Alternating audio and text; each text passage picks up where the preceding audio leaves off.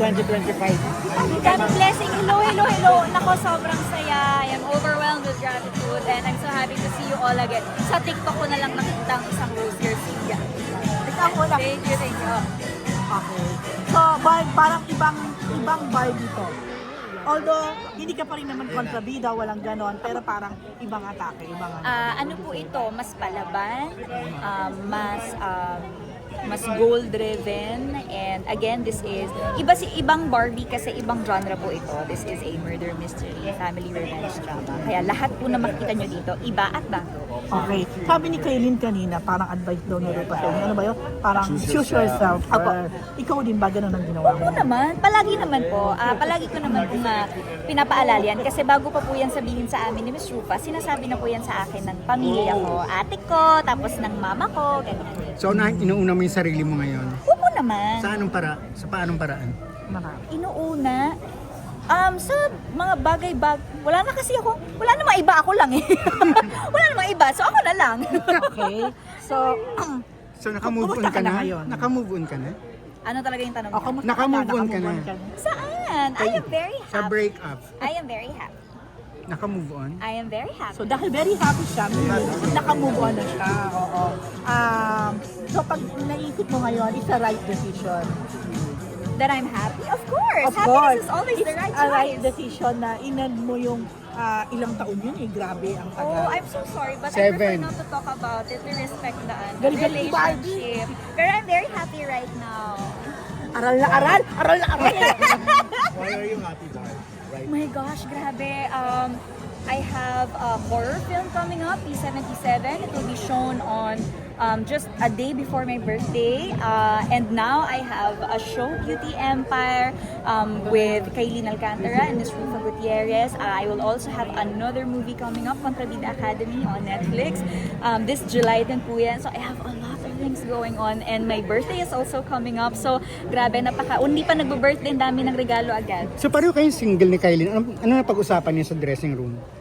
Maraming bagay. Ang dami namin gustong puntahang mga cafes, restaurant. Yun yung ginawa namin sa Korea. Nag-explore kami ng mga cafe. Nagpunta kami sa isang parang cafe na nakita namin sa Myeongdong. Tsaka ang unang-una ko talagang hinanap pagdating ko sa Korea, si Kaylin. Kasi nagsamgyupsal talaga kami sa Myeongdong. Kung may mga love life din kayo pinag-usapan, kayo dalawa, since pareho din kayo mga... Of course, we talk about love life because we love our life. Hindi, of course, yung mga... Etchoserang prag ka dahil. Pero teka muna, Husay. tumatanggap ka ngayon ng mga suitors, tumatanggap ka na, nag-entertain ka na naman ng mga Honestly, wala po talaga. To be completo to yung totoo yun. Wala etsos yun. Wala po. Wala nalilito. Pero you're open. I am still enjoying my time, but I am open to meet people kasi ano naman, ang saya palang maging outgoing, 'di ba? To be more out there. Ang sarap tumakbo sa labas, ganyan. So, na-enjoy mo yung mga takbo nyo. Ay, So, takbo parang lang. tinatakbuhan mo rin ang- Super. Mars, parang tinatakbuhan mo rin yung mga tanong namin. Ay, hindi ako tumatakbo. Sumasagot siya. No flinch. I am standing right here, Tita Gorgie. The Proverbs, Umiyak ka ba, pwede Barb? kang sasabi mga open na so, ibig sabihin, hindi ka pa handa na into a new relationship. Siguro po dahil marami lang din po talagang ginagawa pa rin ngayon. Siguro when I have more time to think about it and syempre para hindi rin ako maging selfish when I have more time to spend, 'di ba? Why not? Pag naalala mo siya, iniyakan mo siya? Huh? Iniyakan mo si Ja? Marami akong iniiyakan. Nakita niyo yung eksena namin kanina. Hindi. Nung nakita ko yung kapatid ko. Ilang beses akong umiyak. Pati yung nanay ko, nung nalaman ko na meron siyang dementia. Nanghinayang ka? Umiyak din ako. Nanghinayang ka? Sa relasyon niyo? Happy nga siya. Nanghinayang ako na sana nabigay ko pa yung best ko dun sa eksena. Kasi parang hindi pa ako masyadong happy. Ay, Barb, Sana ito na lang. nag-improve ko pa sana. Are you willing to work with him again, if ever? I am always willing to accept work, lalong-lalo na with View and with GMA Public Affairs, with Creative Saan ka nag-aaral ng Studios. ganyan, Barb? Sa academy. Mahusay siya dyan. Sa academy. Mahusay siya dyan. Barbs, last na lang, sabi ni Rufa. At napanindigan niya yan. Sabi kasi ni Rufa, parang siya sa kanya kayo Saan na si Rufa? nagpo-consult down pagdating sa mga iba pang mga, lalo na sa puso ng mga usapin, no? So talagang si Rufa, may mga nagbigay rin siyang advice sa inyo.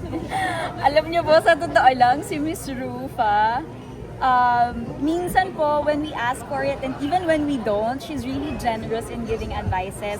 Not just about personal life, but also yung mga work ethic. Pagdating sa set, I'm so sorry. Kasi nga, having been in the industry for so many years, ang dami niya po talagang nasi-share sa amin ng mga professional tips, mga advice on how to be a better actor, a better artist, how to communicate better on set, diba? Yung professionalism, so yun po. Pero yung personal issues na pag-usapan din, kahit hindi mo na itakal yun sa amin. Well, di po ba nga sabi niyo po personal? Barbie, parang Salamat po! Barbie, beauty mo lang. Paano inalagaan mo yung beauty empire? Kasi Ginagaya ko magpapatay ako yung ni Miss mo, Karen. skincare, Wala ako. Wala ako!